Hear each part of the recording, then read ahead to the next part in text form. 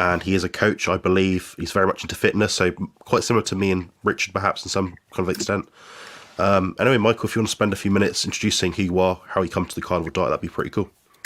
Well, Michael Mason. I'm 60 minus 2 weeks, 60 in 2 weeks' time. I'm a coach, pretty much coach an awful lot of things. Ski coach, strength and conditioning, martial arts.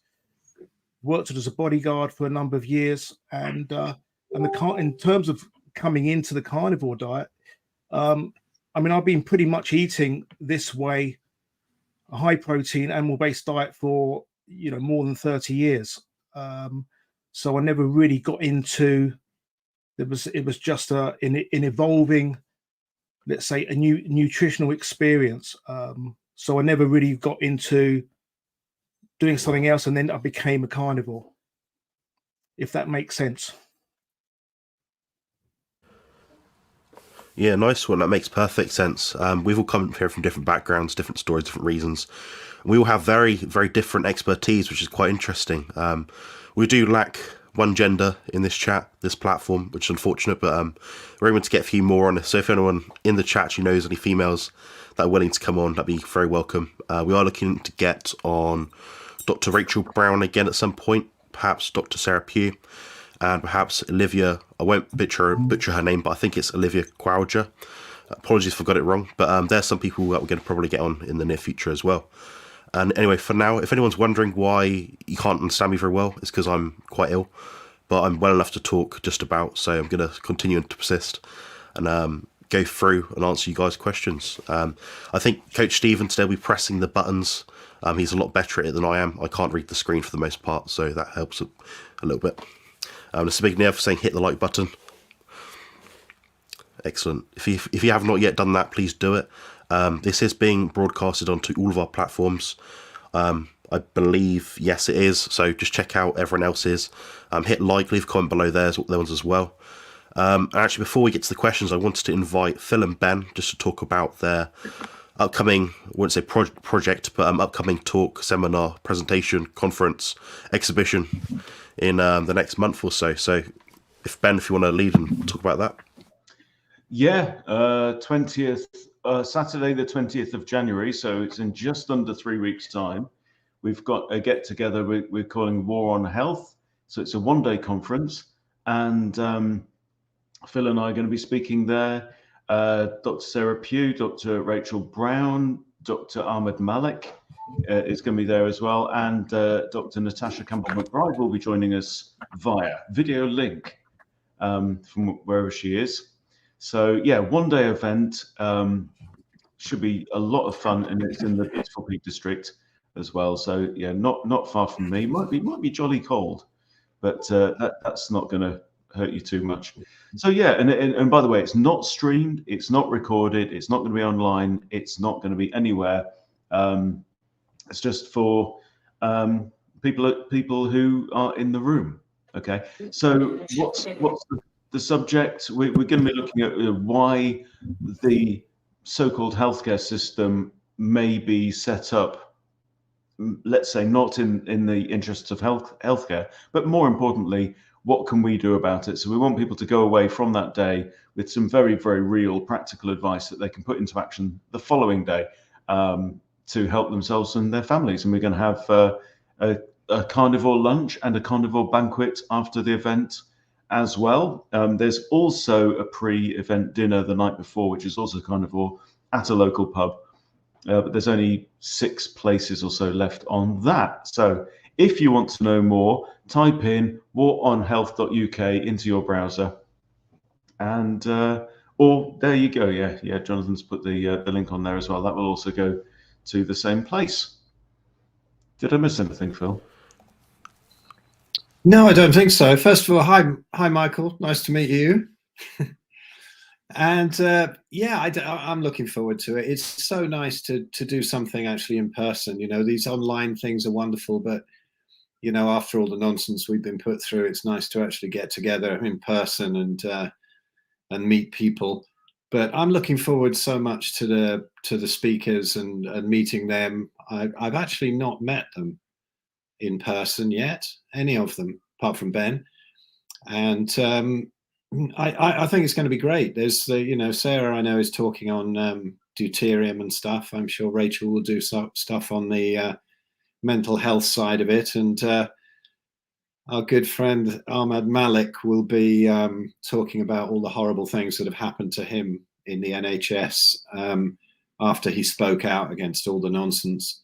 And he's got in all sorts of terrible trouble and been attacked for it by his fellow doctors and God knows who, accusing him of all sorts of things. But just a guy with great integrity. So, yeah, it's going to be good. And the after hours things are always nice. They're probably the nicest bits of it, isn't it? Just hanging out and talking to people. But yeah, get booked up and come and see us. And Jonathan's doing something else that day, which is a shame. But I hope that Stephen and Richard will come along, and that'll be ace. And honestly, we wanted them as speakers, and they completely rudely ignored my message. No, they missed it. But we'll do something else at Easter. But come and hang out with them as well. So we'll all be there. Nice one. Well said. For anyone who doesn't know, the link was just on the screen earlier. So that is thebigfatchallenge.com/events. You can find this event, and there's another event happening on October, so I recommend checking that one out as well. What else is there to say? I think we've got a question, actually. Before we get to that, we're doing a preview, like a preview of it with Stephen on Thursday, 6 o'clock. Yeah. That's it. Check that one out. Thank you so much for doing that, Stephen. So yeah, live Q&A on Stephen's channel. Thursday, 6 p.m. UK time. Yeah.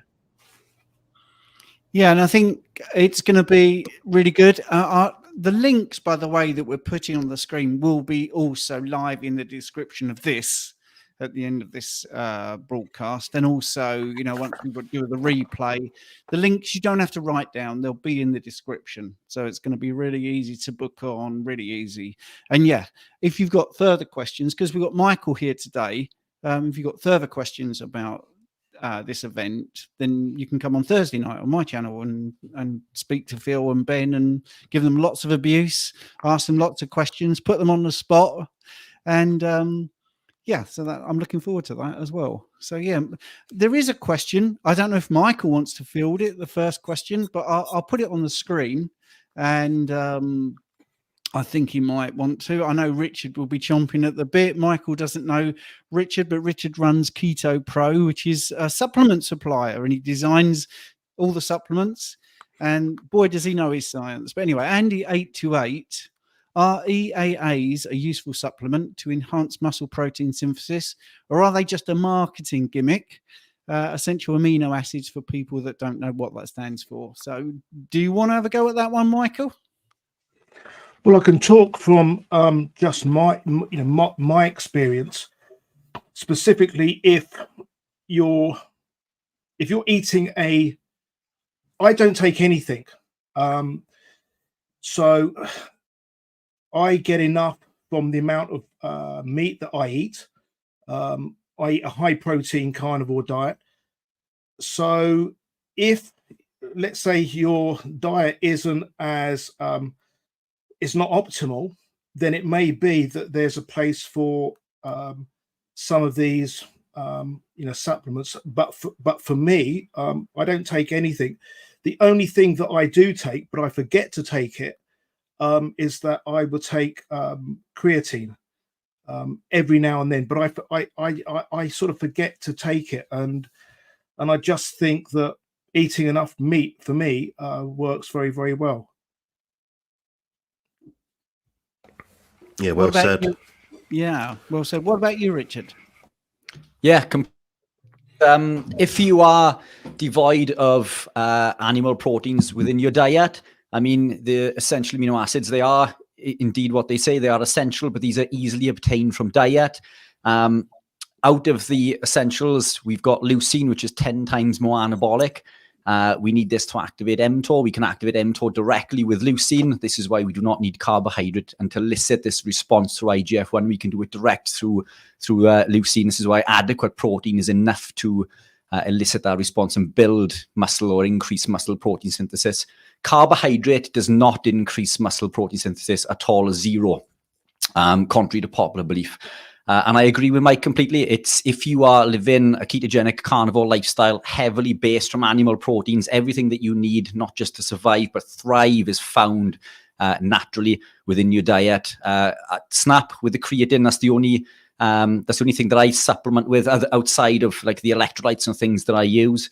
Leucine, if you were going to supplement with any, would be the one that I would suggest to supplement. That there is an argument there that we could supplement with leucine to further increase, but optimal activation is around 3 grams of leucine, and this is easily obtained through diet. So if you are struggling to elicit that response through diet, then leucine over the other essentials, I think, would be prioritized.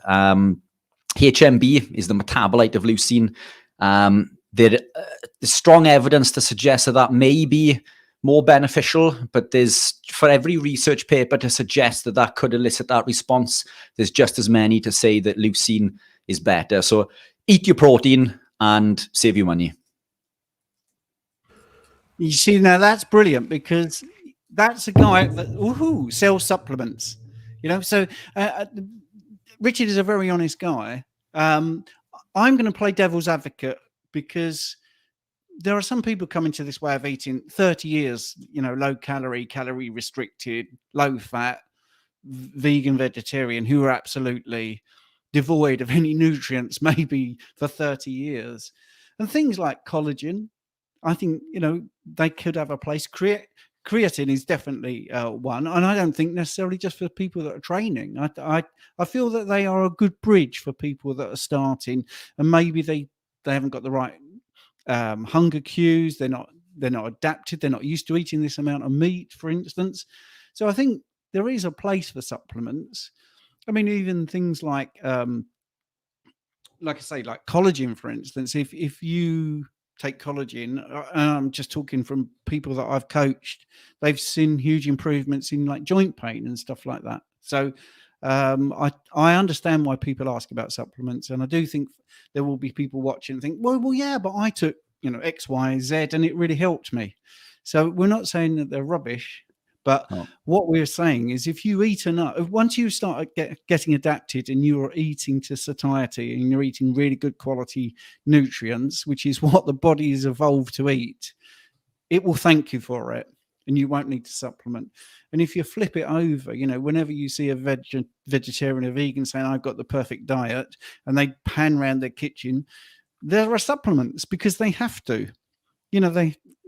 B12 is obviously one that jumps out as one that you have to supplement with for a vegan or vegetarian diet. So anyway, right. Jonathan asked me to sort of host, but Jonathan, if you want to do all this, it's fine. I'm not trying to jump on your toes. I am spotting that you're starring the questions. And here's Ben. Thank you for the super chat. I think it's gone to Jonathan's channel, which is great, because he's the guy behind this. This might actually, this might again be Michael Street. What tips, tricks, hacks do you use for cutting?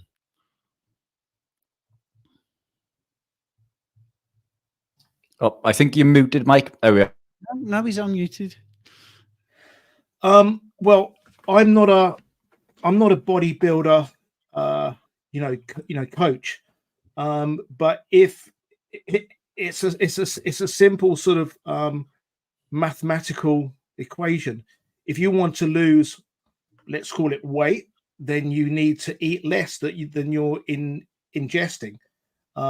So if you want to, let's say, cut, keep up the protein, cut out the crap, move more in a more sort of focus, in a focused way. And if you're doing bodybuilding stuff, you will be, but it's a simple, it's as simple as that. You've got to end up taking in less than you're using. I mean, I haven't found or haven't seen anyone coming up with, you can cut by eating more than you're expelling. So again, it's the same thing. And I'm speaking, from someone who's, I'm, 60, I can still maintain muscle. I can still drop if I have to, if that's my focus. But for me, like the focus is just maintaining a high protein consumption, every day. Don't eat the crap, and you won't put crap on. I mean, the trouble is that some of these answers are too simple. People want something really, really extravagant, magical, and complicated. And the more complicated it is, the more expensive it is. And it's just comes down to sort of like basic, simple mathematics and eat less, move more. And I don't, and again, I can get into trouble, with that. But if it's a specific thing, like as the question was, cutting in a bodybuilding competition type sense, then ask all the bodybuilders out there, and they will tell you, this, and they seem to know what to do. They may be taking other things as well. But that's another question. Jonathan? Yeah, that is another question. Jonathan, Rich, do you want to add anything? Yeah, I'll just say, like, I agree with what Michael said. Like, you have to find out what your baseline is of food intake, then find a way to deduct from that. The problem is, I'm sure he knows and everyone else here knows, is that your metabolism is adaptive. It's not always that you're going to be oxidizing this much fat, this much protein, this much carbs each day. It's going to be all over the shop. So I'm a bigger fan or proponent, shall I say, of just cutting back on body fat slower. A lot of people, if they're very fat in particular, they'll release a lot of toxins as they drop so much fat over a period of time. So I'm actually more of a fan of just doing it slow and steady. I think there's actually instances within a fat loss phase where someone can actually increase the food intake for maybe 2-3 days. Helps to reset leptin levels and helps to do things which make your thyroid work a bit faster, which is good news. And the studies we do have seem to suggest that having some kind of mini cut between a fat loss phase, if it's a long one, is particularly advantageous. What Michael said as well, which is great, is about the protein intake, keep that high. You're better off having higher protein than a higher carb diet, obviously. The protein will do more for your body, for example, than fat. Chances are, if you're trying to lose fat, your body has some fat on it left to lose. So you're not going to want to miss out on protein, which is keeping your metabolic rate and your muscle mass level high. I won't expand too much now. I'll leave Richard some time to say something. So if Richard wants to say anything. I think you guys have covered most of it, to be honest. I mean, a lot of people come back to calories, a swear word within our community. Calories don't really exist in the context that we believe them, but energy does. But we've got no way of measuring that energy outside of a caloric value. Now, when we look at a standard diet, the biggest lever to pull would be the carbohydrate, because the intake of carbohydrate, the caloric value goes out the window, because the second we consume carbs, that upregulates lipoprotein lipase, that breaks the bonds on the glycerol backbone and sends fatty acids into the fat cell. And it also puts a lock on hormone sensitive lipase, our body's enzyme that allows us to burn fat, irrespective of caloric value. So the worst thing you can do if you want to lose body fat is to consume carbohydrate. Carbohydrate releases insulin. Insulin tells the body to store fat, and it puts this biological lock on our fat stores, making it impossible to burn body fat regardless of what you were doing. So the worst thing that you can do is consume carbs before going for a run, for example. So what some people think is, I'll take in some energy in order to burn fat. You're not burning fat if insulin is elevated. So that would be priority number one, which a lot of us are doing anyway. For the keto community, people who are still consuming lots of veg may be consuming lots of lectins. Now, the thing with lectins in the form of wheat germ agglutinin and phytohemagglutinin is it binds to insulin receptors, and that will signal the body to store 5 times more fat than the effect of insulin does itself. So irrespective of caloric value, your body's going to be storing 5 times more fat. So to put that into perspective, if you were to consume bacon and eggs for breakfast that contained 500 calories, or a bowl of muesli that contained 500, the bowl of muesli is in effect telling the body to store 5 times more fat than the energy value from the bacon and eggs. So there's levers to pull there. Increase in protein increases the thermic effect. It takes 25 to 35% of the energy value in order to burn and process protein, compared to 5 to 10 for carbs and fats. 5 to 10 for fats. So increase in protein is fantastic. But when you eat the same food every day, as I tend to do, or at least the same foods as as the guy said there, when you start reducing the amount of food that you intake, the body will preference stored body fat. So the lever to pull there is dietary fat. Reduce dietary fat, and the body will upregulate body fat oxidation. That will allow you to cut. That's how I used to cut for comps. Keep protein high, reduce body fat. I hate the term calorie, but we'll go with energy. But again, it's not purely down to the energy as we perceive it from that caloric model, because of the effect of insulin, because of the thermic effect of food, and because of the effects of lectin. So there's lots of levers to pull. But yeah, it is as simple as that ultimately. Reduce body fat. The less you put in, the more that the body fat's going to take from stored body fat. Yeah, I think Sean. Quickly, Stephen, sorry, with a bit of a lateral. Yeah, of course. The guys have covered all the food side of things, but cold thermogenesis, cold baths, cold showers, it kind of shrink wraps you, and it really burns a lot of fat. I was amazed the first time I tried it over a winter. I think it was 2011, 2012. And I had a little bit of fat, not much left, because I'd gone off all my silly vegetarian diet and got pretty much keto. But then it dropped another stone, 14 pounds or whatever, just getting in cold baths. And I hadn't changed my diet, and I wasn't doing any exercise because I was pretty crippled with rheumatoid arthritis at the time. And I was amazed that was my first set of abs that I ever saw, even though I used to run a gym and ride mountain bikes and write for mountain bike mags and things like that. I never got lean with all that exercise because I was eating so many carbs. But cold thermogenesis, give it a go if you want to burn that last bit of fat. It's quite amazing. Yeah, I think that's brilliant advice, and that's the thing. I mean, basically, what your body is doing is using ATP to warm you up rather than move you. So it's just a different way, isn't it, of liberating fat? Anyway, right, let's do one where we can all answer, because Matthew, who I'm going to tell off actually, because he was supposed to turn up at the Mighty Networks thing yesterday at 5 p.m. Told me he was looking forward to it. He didn't turn up. Anyway, Matthew, you missed a good one, but I'll let you off because you're such a great bloke and you've got a really good question. Happy New Year, everyone. And this is for the whole panel. And we'll start with Michael because he's the guest. And what are your personal goals? So this is to everybody. What are your personal goals for 2024? I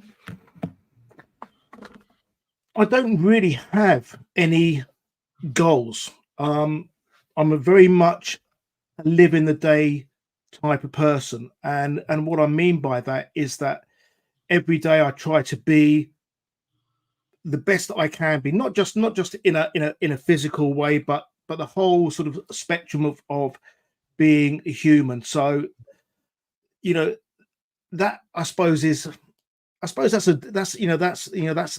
a daily goal.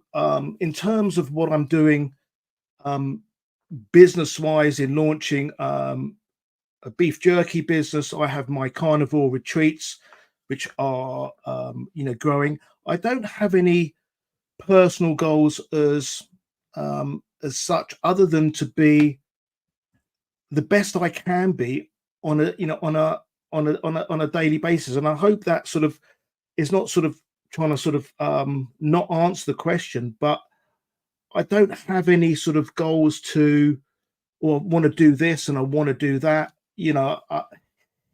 in terms of, let's say, in terms of a physical goal, in terms of a mental goal, that gets back down to sort of living the best I can do today with whatever life throws at me during during that day. And I suppose the reason why I say that is, one, it's how I live, but particularly this time of year when people have made resolutions, they've made resolutions on December the 31st.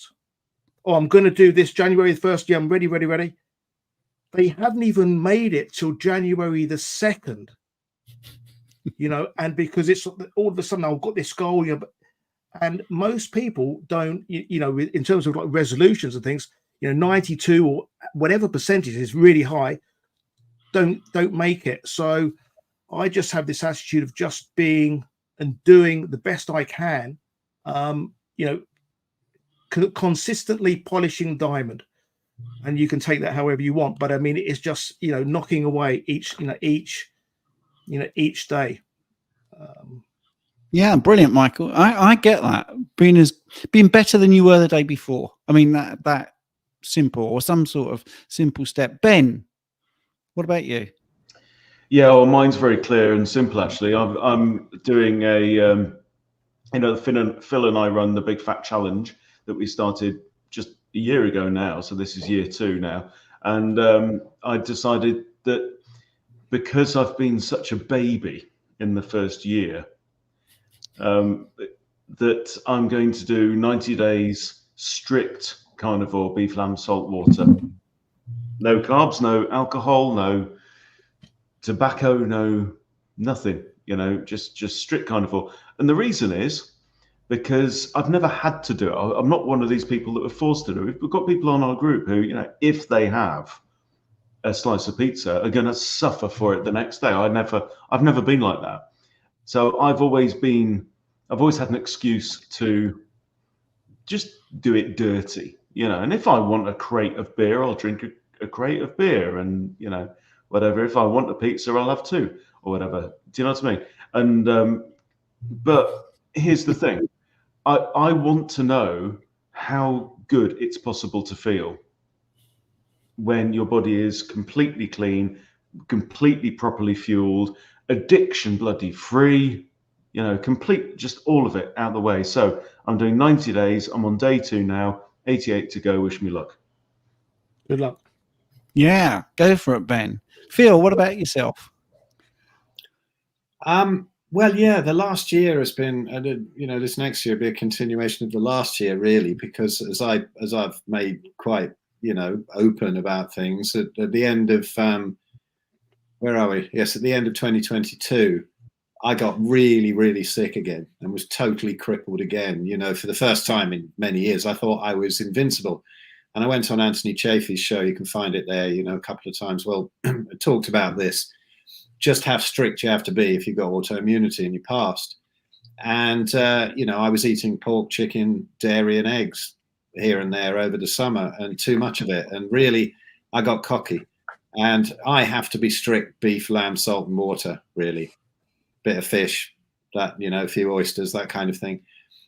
And I have to. And that episode last winter really knocked me out. I lost 45 pounds that I didn't need to lose. And, you know, I put back about a couple of stones. So I put back about 30 of it. And so that's fine, but it's done some damage, and I've got a knee to work on. And that's really bothering me at the moment. It's not, the inflammation's out of it, but it did damage it. So lots of different things, even a couple of exercises that Stephen told me ages ago before that even happened. But working a lot on that, that's my physical goals, and just not eat any more even good carnivore food, which would be great and reverse somebody's diabetes or whatever, and fine for most people, but I can't take it. And a lot of people with autoimmunity can't. And apart from that, yeah, just train a lot more and build up some more muscle and get back to where I was. Apart from that, certain drumming goals. I've got a lot of practice to do on the drums, even though I've been playing 50 odd years.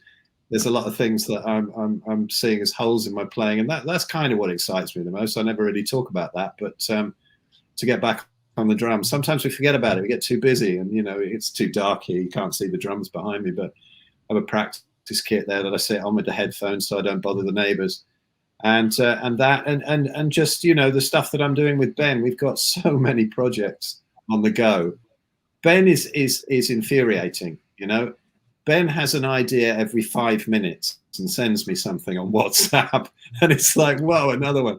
And, you know, about 1 in every 10 we get going on, and it's, well, maybe not even that, but he's amazing ideas guy, and I don't know what I'd do without him, you know, because I'm a lazy bugger. But yeah, that's me, really. Yeah, just Brilliant. Stay strict and never have another episode like that. Watch out, children, if you've got autoimmunity. Don't be like me. Well, you know what they say about rehearsing for drumming? There's repercussions. Anyway, right. Sorry about that. Like, man. Jonathan, are you well enough to give us your 2024 personal goals? Yeah, well, I've got objectives. I put them out in my channel community tab recently. One is to be more carnivore, and one was to be more muscular. So, carnivore muscle, there we go. That's pretty much it. Cool. Wow. Richard. And there, I thought you were going to jump in with yours. Yeah, mine are pretty simple. I mean, my diet is pretty strict generally. I do still drink coffee occasionally, although considerably less than I used to. And it's not so much the caffeine, although that can cause issues. It's more to do with the acrylamide. But I think because that's accumulative, drinking it now and again isn't going to cause too much damage as long as you know your body. But that's one of my goals, reduce coffee. I generally eat beef and lamb daily. Eggs, I'm trying to reduce. I'm not telling people that eggs are bad for you because they're not. Eggs are incredibly good, but it seems to be one of those foods that is causing me more issues lately. I think the longer that you've lived the lifestyle, the more tuned you become to your body and the more sensitive you become to foods. Chicken, my body doesn't tolerate well anymore. So I'm going down the fill route, more beef and lamb, I think. But from an athletic perspective, I'm going to try to qualify for Team GB this year in duathlon. Obviously, coming from a bodybuilding background, running and cycling is something that is completely alien to me. But as you can see, I'm half the size that I used to be. So I am trying my best. Let's just hope all this muscle sacrifice isn't gone to waste. But that's my goals. And to educate and teach people as much as I can through collaborations with you guys. I'm hoping that through public speaking events and through things that we do together, that we can all spread the word and teach and educate others in the means of a truly healthy lifestyle. What about you, Steve? Thank you for asking. I want to try and do a bit like Michael, really. I just want to try and do something every day that I'm proud of. Really that simple. I want to go to bed at night and think, yeah, I'm proud of that. I'm glad I did that. Right. I thought that was a really nice mixed bag of answers there.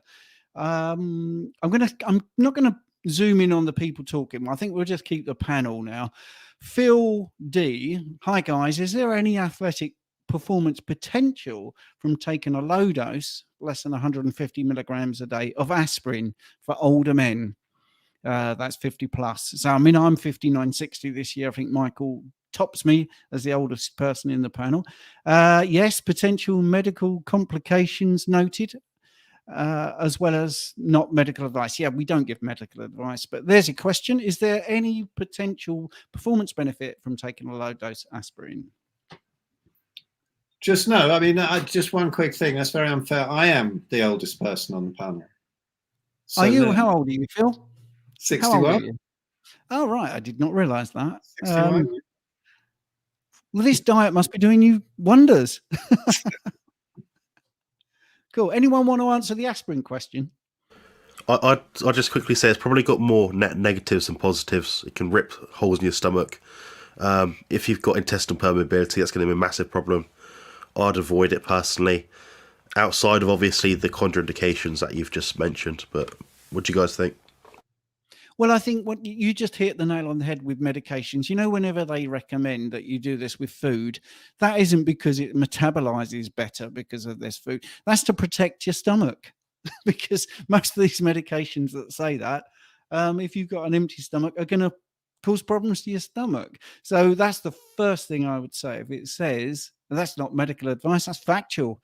If it says on the bottle, take with food, you got to say, why have I got to take it with food? And that would be your answer. But I'm not going to answer the specific one about aspirin because we'd get kicked off YouTube. So take that answer how you like. Anyone else? No?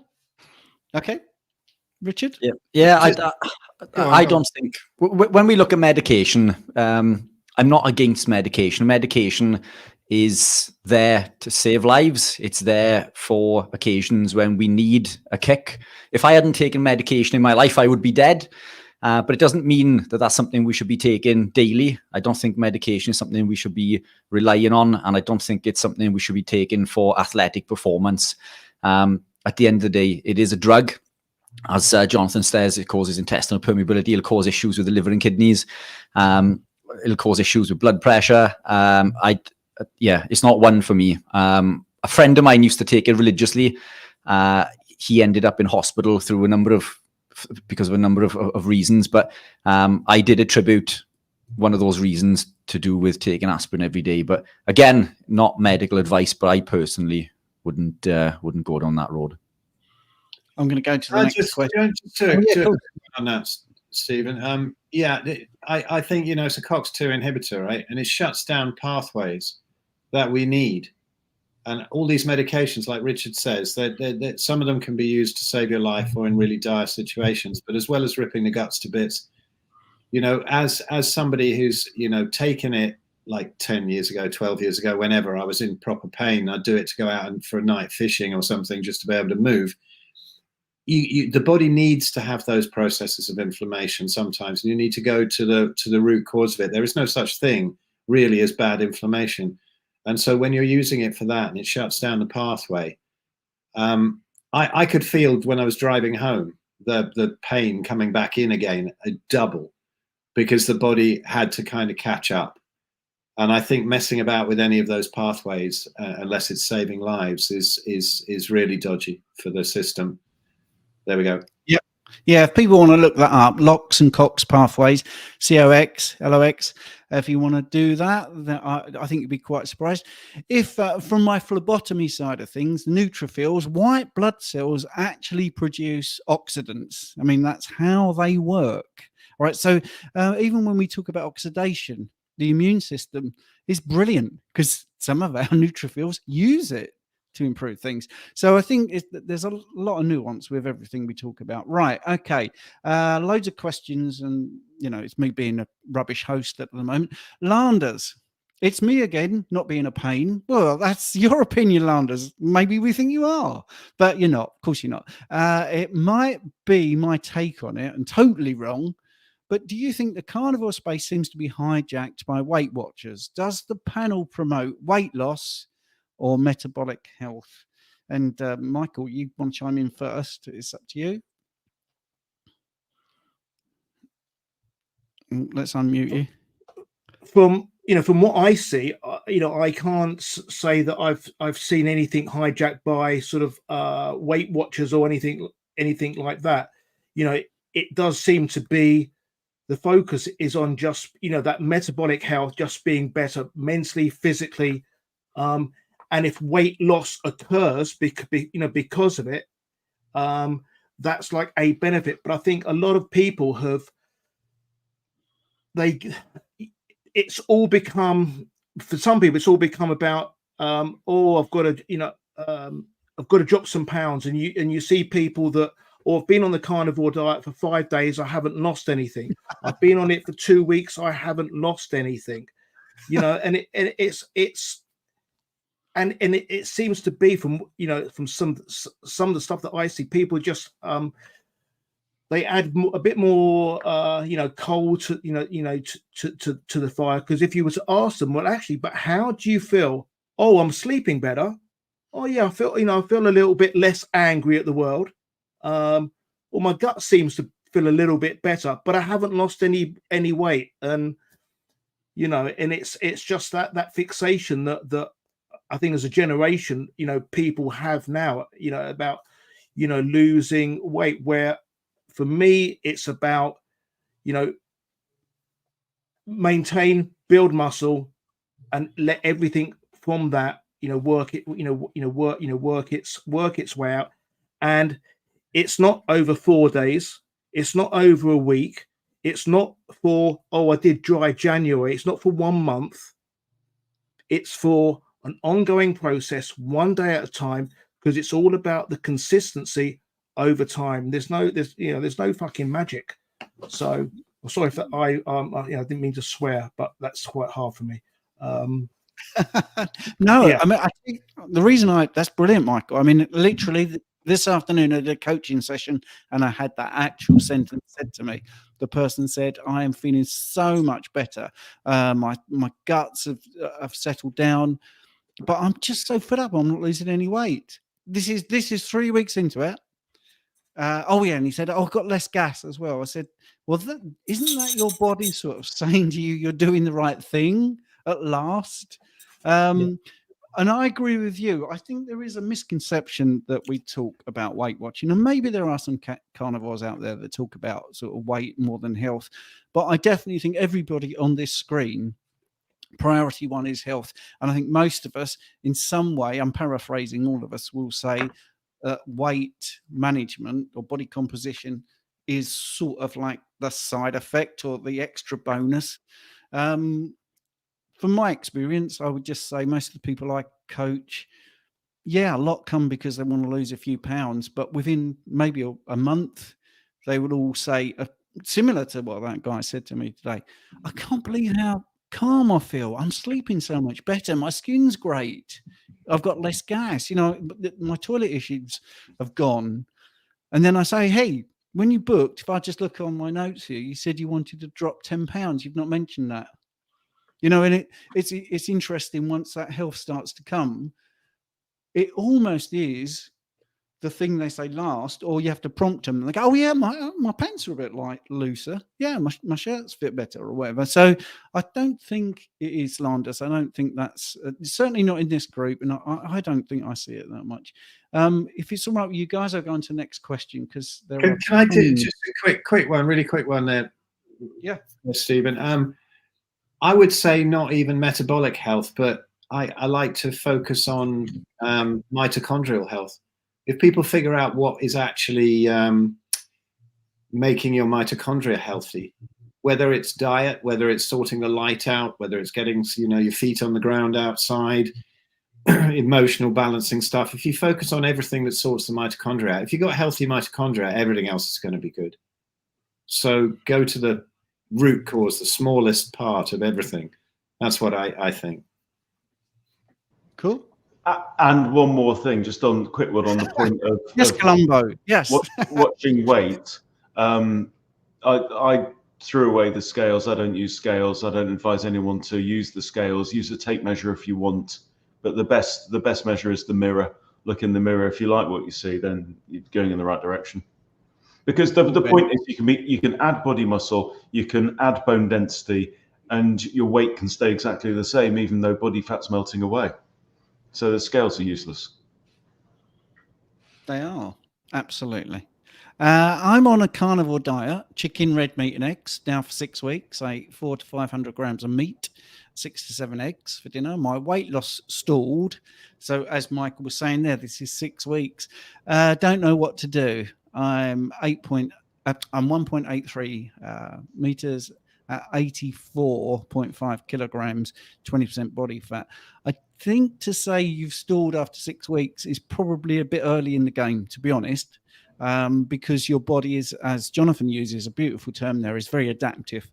And I would say virtually everybody that is doing what we just talked about, looking at the scale, it's never linear. It's not a line of straight down. That never happens. I've never seen that. It will be a drop off, maybe a little bit of a stall, as you call it, maybe even a bump up as your body adapts and you get used to eating this way.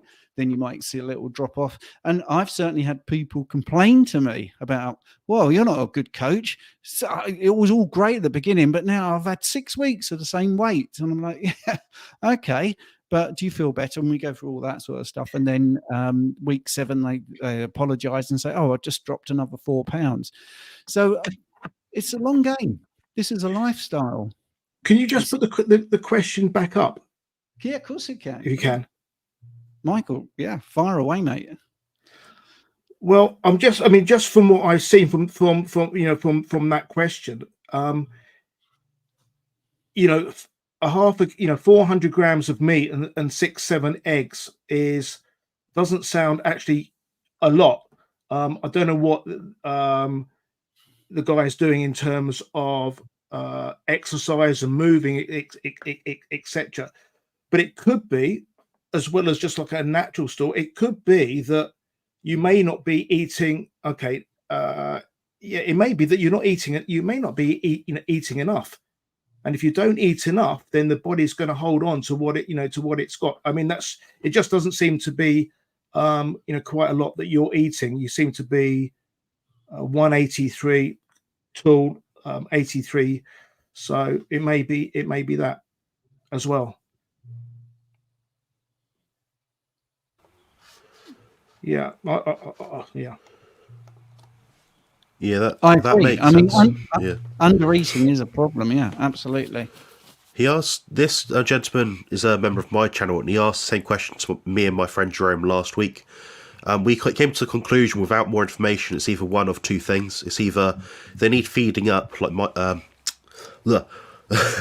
like Michael just said, so you need to feed up for a bit. It might be that you spend 2, 3 days, 4 days a week just eating a more maintenance level food intake, say a pound or half of meat rather than a pound, whatever it is. The other instance might be that you're just someone that's very inactive other than the exercise that you do. You only need to eat less. Personally, I'd err on the side of caution, actually just eat a bit more for a few days, then see how you feel. If you feel more energetic, you sleep better, that's an indication you've downregulated your body to the state where it thinks, oh my God, I'm going to die. It's going to probably upregulate everything, so you got more energy, sleep better, just feel better overall, your gym performance goes up. So I'll be looking at a number of different facets, but they're the two things, or two levers I would look at pulling, but that'd be more based on individual consultation, I think. That's magic. Marco is asking, when are Keto Pro supplements going to be available in America? We can ship to America. We ship to a number of states already. We're adding the states as people are placing orders, Marco. But if you want to place an order, drop an email to the guys on info@keto-pro.co.uk. Give them a list of what you're looking for along with your address, and they will get a price for shipping for you. And we can add that then to the shipping costs moving forward. So whenever you make an order or place an order moving forward, that will already be preset. But shipping abroad is incredibly difficult when we look at duty and going down the delivery duty paid route and all of these things. It's not as easy as one would think, but products are available. Drop the guys an email and they'll get back to you. No problem. Phil D is saying, by the way, Rich, your BHB and pre-workout are like rocket fuel. I have the best 10 days in my cycling career. Some best numbers were yesterday in Cat D crit race. 2 wins, 1 silver, 1 bronze. Result 2. Fantastic. Brilliant stuff. Yeah, I did a consultation with Phil recently. I think Phil was the gentleman that mentioned the burning in the legs, and was it a lack of carbohydrate? So we touched base in regards to the BHB, which is exogenous ketones, and the pre-workout, which is just a blend of amino acids. And that's done the trick. So fantastic news. It's, fantastic. Brilliant. 1 silver, two wins, 1 silver and a bronze. Excellent stuff. Looking forward to catching up again soon. Yeah, that's not bad, is it? And by the way, we're all available for coaching. So, but we're not here to flog the coaching. We're here to answer the questions. Let's have a go at the next thing here. Crystal. Question: I'm 139 pound, 5'6" female, 90% carnivore. My daily protein intake averages around 215 to 240 grams. I've tried higher fat and I enjoy the food, but I tend to gain. I'm currently taking in around 70 F. I tried the high fat. I wanted to go much stricter, virtually 99% carnivore, and lean out, not too much, as I'd like to get pregnant. I do train 4 to 5 days a week. It's a long question, by the way, but we'll get to the end of it. Do I have a chance to try higher fat again without gaining a bunch of weight? Could my body have changed? I think I've spotted the bottleneck here. In my opinion, you guys can feel free completely to disagree. It's completely fine, but her fat was very low. 70 grams of fat. I've personally never had any client, female, male, large or small, been on less than 100 grams of fat per day, ever. So it tells me that's a very low fat level, especially if you want to be pregnant and you're eating 240 grams of protein, somewhere in there. That is a lot of food. That's a lot of protein. That is a lot of protein for a lady. And I mean, I'm looking at my numbers now, so I keep data sheets of my clients' information about what they're eating roughly. And for a lady of that sort of weight, approximate body fat between 25 and 30, I'd guess. The highest I'd probably get is about 160 grams. And that's just based on trial and error and experience purely. And that's like the person that's training 5 days a week, they're physically active, they're doing a laborious job. So I'll probably actually look at just reducing the protein a bit, maybe 240, 220 to 200 every course of a few weeks.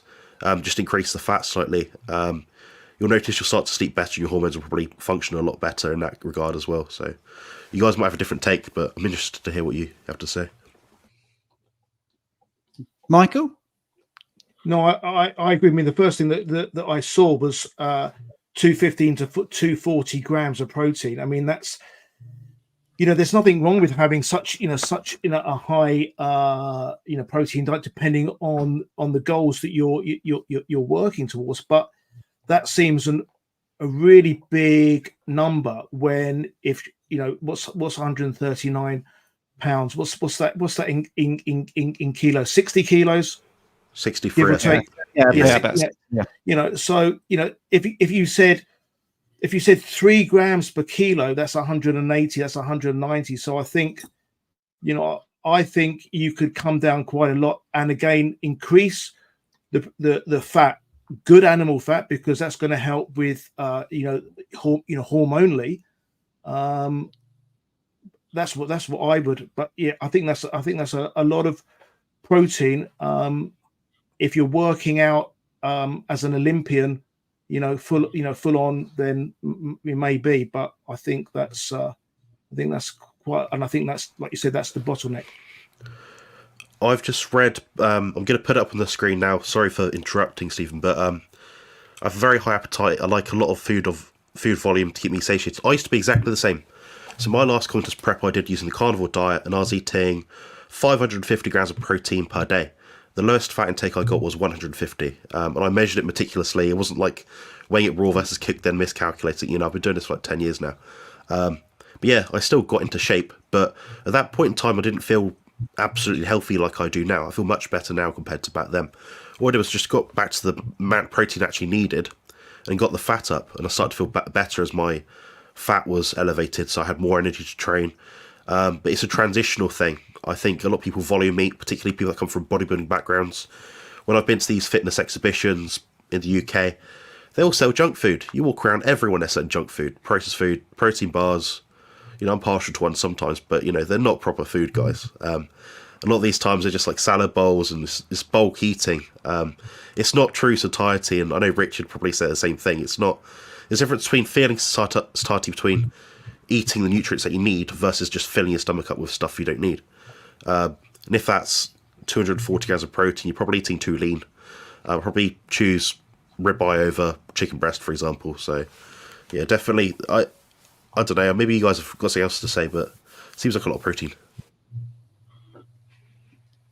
Yeah, I agree completely. I think you guys are spot on. Protein, generally, I mean, we need 0.5 grams to prevent muscle wastage, 0.82 grams per pound in order to build. That's why we round the number up generally to 1 gram per pound. For females, it's around 0.9. So it's a lot of protein, even for a professional athlete. When I was bodybuilding and I went up to 300, 400, 500 grams of protein per day, there was no extra benefit conferred once I went over a specific threshold. I probably consume maybe 1 to 1.5 per day now. But yeah, I completely agree. I think protein needs to come down, fat needs to come up. And I would ask the question what the other 10% is. If 90% is carnivore, could it be a case that you're consuming any carbohydrates or foods that contain lectins potentially? Anything that contains phytic acid, any other phytoalexins that could be blocking the body's ability to heal and repair, and negate the body's ability to absorb those nutrients. But yeah, completely agree. Maybe even dairy as well could be an option, for women, depending on age. You could try cutting out dairy for 4 weeks, see what difference that makes. Yeah, dairy does tend to stall people. Now, the most important question I've ever seen on here. from Carlston. Stephen, how much salt do you put in the water for your hairspray? Right. Now, this bottle is about the size of the hairspray that I make, which is just water and salt. That's it. And so this wonderful hairstyle that Jonathan's trying to copy at the moment is about a quarter teaspoon of salt. And that's it. And I used to spend money on sort of gels and all that rubbish. And there are so many products that you don't need to spend money on. It just a quarter teaspoon of salt in that much water and a couple of sprays, and your hair will stay like it does. So there you go. Right. Is that enough to stop it icing up in the winter as well, Stephen? Yeah, well, all the fleas never slip over. That's one of the things that's really good about it. No, I tell you, the biggest benefit is when I work out, because I'm a ponce and I like my hair to be all right when I'm training. I'd sweat. Yeah, I used to sweat as well. And the gel would just be really irritating. So it's actually brilliant for working out and getting sweaty. So anyway, right. I've never understood this hairstyle thing. I've never had one in my life. I mean, all I've done is didn't have a haircut from 1979 till 2011 and had dreadlocks, or shave it off when it fell out due to my last bout of veganism. I don't understand this hairstyle business. Funny boys. Dreadlocks is a rather extreme hairstyle, Phil, mate. No, it's just completely left alone. No maintenance. I had them down to my knees. Yeah, but a choice not to do something is still a choice. Anyway, we're not going to get into this. Angie says, hello, guys. I'm 90 days carnivore, down 35 pounds. Amazing. That's good. My husband is down 34 pounds. So you're beating him. That's good. 17-year-old son down 30. Well, you know what kids are like. They're rubbish, aren't they? Just wanted to say I'm loving all your accents, and we live in northwestern Wyoming, USA. That's great. So... yes, we have an accent apparently. Right. I thought we was at the end of the questions, and we could be a bit more relaxed and talk to Michael a bit and Ben and Phil about their event. But let's just do this spiritual hypertrophy. Hi guys, what's the absolute highest macros you've seen an athlete need, and in what context?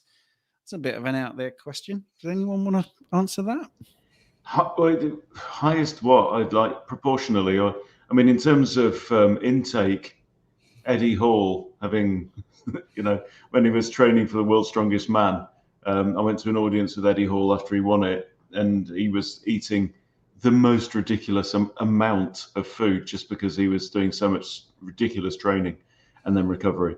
But yeah, he got up to 35 stone, which in American money is 500 pounds ish. Yeah, but I don't think that's what the question is pertaining to. But yeah, it's not healthy. No, not healthy to eat that much anyway. No, I don't. I mean, I trained someone for the Olympics, and they were a javelin thrower. And it's not about sort of a competition to get the most nutrients in. It's all about getting the appropriate level. So possibly you wouldn't be looking at what's the most you've seen. Anyway, go on. Sorry, Jonathan. Yeah, just quickly say the most I've ever seen a carnivore athlete eat is 450 protein and 550 fat. They're postmen, walking 30,000 steps a day, training 4 to 5 times per week, type 1 diabetic, and quite lean, not over fat, maybe 15% body fat. So that's the most I've personally seen. Yeah, and how tall were they? About 5'11", 6 foot. Okay, that's cool. That's good for context. Scott, this is the last question, and then it's a little bit free form, so we can talk Michael, Phil, Ben. Quick question: 160 days in, mostly beef fatty, lots of stamina, but still got brain fog, anxiety, lots of possibly spots. I think that might be a typo, or nose especially, and other things. Any advice, please? Anybody else want to jump in? Oxalates? Yeah, go on, Phil. I don't know. Maybe. I mean, around that sort of time, sometimes people can start to dump some oxalates. I know it's blamed, you know, so many things are blamed on it, but if there's sort of spots coming about sort of suddenly on something like that, I would say that's one possibility. Yeah, the body can release all sorts of toxins, and that could be one of them that's causing that. And brain fog is a symptom of oxalate dumping. Yeah, I agree. Electrolyte problem is when I look at clients who suffer with brain fog after being carnivore or ketogenic for so long, it's usually an electrolyte deficiency in regards to the sodium potassium ratio. Salt in your meals is fantastic, but the issue with excess sodium is it depletes potassium. So you might want to look into an electrolyte supplement for now. In a citrate form, potassium citrate. Calcium is the one that people tout. But if any of you watched the podcast that Stephen and I did with Sally Kay Norton, we argued the fact that maybe calcium is not the best option. I believe potassium to be a better option. Excess calcium consumption can increase risk of cardiovascular disease by as much as 15%. Potassium citrate will do the job just as well. And you're also curing the issue of the low potassium because this excess sodium depletes potassium. So look for a quality electrolyte that has high potassium with as little calcium as possible. But the potassium needs to be a citrate. And I would just sort of add, if you're getting at, if you're having anxiety, it could be because you've got you're not sleeping very well, and you may not been sleeping very well for a long time, and then you go carnivore, and you get that honeymoon effect of feeling better, but the same problems are still there, irrespective of the diet. So I would have a look at your sleeping, find out, are you sleeping through the mouth, are you sleeping through the nose? And then go from there. Maybe start implementing some breath work, some daily breath work, some simple daily breath work, 10 minutes. Practice nose breathing when you're doing that, and see if that makes. But anxiety could be from the diet you were on before, but years and years and years of other stuff going on. So. But a lot of anxiety is caused because of dysfunctional sleep. Yeah, I agree. One other thing to add to that also is potentially coffee. If you are consuming coffee, the caffeine can alter the glutamate to GABA ratio and increase anxiety and cause lots of other issues within the body.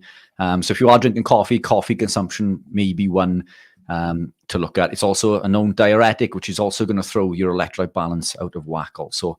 But yeah, lots of good advice for that, I think. That's cool. We've done an hour. We've answered all the questions. Jonathan, brainchild behind all this. Would you like to wrap up? Would you like to talk to Phil and Ben a bit more about their event, or take us? I want to just quickly highlight Michael and what he has to offer, his social platforms, anything that guys that are watching this right now can follow him on. So Michael, what is your Instagram and YouTube handle if you have one? Instagram is Mason Survival. I don't really use my YouTube, although I perhaps should. I've got this streaming to it, but the big platform is my Instagram platform, Mason Survival. Nice one. Thanks for sharing that, and also thank you for coming on today. It's nice to collaborate, and you'll be welcome. I'm sure the guests and the people watching this right now will be glad to know you're always welcome on here. And that's about it, I think. So if you want to follow us, can I add something? By the way, just a couple, just something I want to just say about the Carnivore Experience app, which I set up. For those that have tried to download it on Apple or Google, you have to get round Apple and Google's rules. So if you want to do free access, you've got free access to it. So you just download it and then click on the Learn button at the bottom, and you get free access to the Carnivore Experience app. The way Google and Apple work is they want you to do the paid things. So you just have to navigate to the bottom. All right. It's not me that does that. All right. You literally, I'm not a developer. I'm not particularly great with tech. It's taken me a year to get the app how I want it. It's nice that 2,000 people have been testing it for me, which I am gobsmacked at. I'm absolutely gobsmacked at. So I want to thank those people that have all volunteered to be frustrated. And this is a segue into Phil and Ben, to be honest. It's very interesting how the big companies dictate what you want to do, right? Because I wanted to just do a free app, and that is very difficult to do because the only two people that will really get an app out there are Google and Apple, and they want some money from it.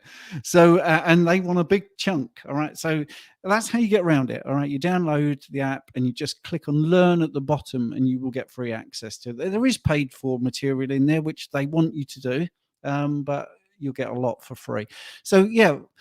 Can we just quickly recap Phil and Ben's, what they did at the beginning? Just get people to come to their event. Yeah. So, Phil and Ben's event, I'm just going to put it on the screen again, the link for you guys. If you can find it, there we go. It is the War on Health. That is the conference that's happening. I believe it is it January the 17th? Correct me if I'm wrong. January 20th, Saturday. 20th. January the 20th, Saturday. It's up north to me somewhere. And this is just the page link. So it's the bigfatchallenge.com/events. You'll find it on that page there. I recommend going to this sort of thing. You'll have a lot of useful content, lots of great speakers on there, including Ben, Phil, and a few other people that I'm sure you guys have already heard of. Zoe Harcum, for example, she'll be on it. No. Not Zoe Harcum. Zoe's not The other there. one. Who is it? McBride. Natasha Campbell McBride. Yes, one. Yeah. And who else? You have to remind me. Sarah Pugh and Rachel Brown and Ahmed Malik. And if you put in the code GB Carnivore, all in caps, all one word, if someone could type that into the chat so we can check you've got it, you get £30 off. So it's normally £147, you get it for 170. And there's carnivore food. So it's GB Carnivore, all one word, all in big letters. Nice one. There I you think go. this is the one here. There we go. That's So that it. gets you money off the event, which I highly recommend people go to and check out. Be lovely to meet you. Excellent. I'll wrap it up here, guys. Thank you all for joining tonight. Apologies if your questions have not yet been answered. Leave them for next week. Thanks again to the guest, Michael, on our channels. Nice to meet you all, and I'll see you guys soon. Cheers.